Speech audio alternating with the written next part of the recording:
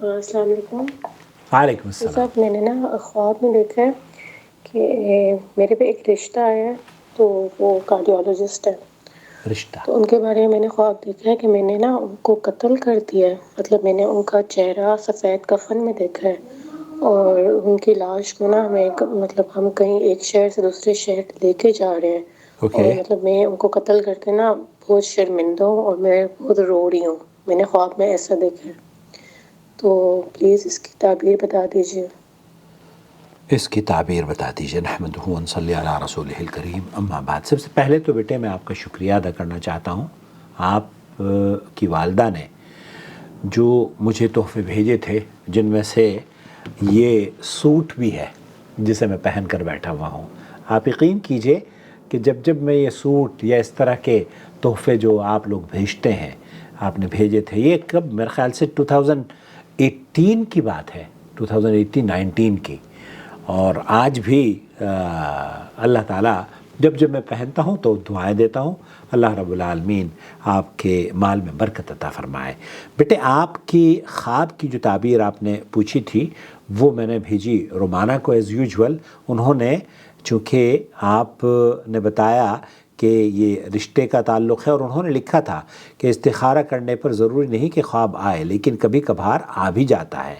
اگر سائلہ نے یہ خواب رشتے کی غرض سے باقاعدہ نماز اور استخارے کی دعا کے بعد دیکھا ہے تو اس کے معنی بالکل مختلف ہو سکتے ہیں.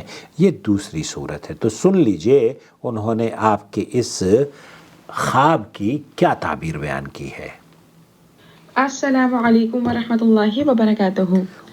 دیکھیں، اگر کوئی شخص نماز استخارہ قائم کر کے استخارے کی دعا میں اللہ سبحانہ تعالیٰ سے مدد طلب کرتا ہے تو ضروری نہیں ہے کہ کوئی خواب آئے، لیکن کبھی کبھار خواب آ بھی جاتا ہے.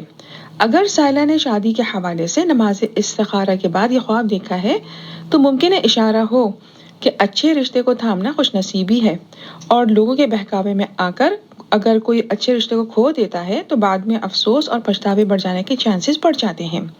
لہٰذا مخلص، سمجھدار اور دیندار لوگوں سے مشاورت کرنے کے بعد تحقیق اور تصدیق کر لیں تاکہ دل کو اطمینان ہو جائے، اور اللہ سبحانہ تعالیٰ پہ توکل کر کے بہترین فیصلہ کریں.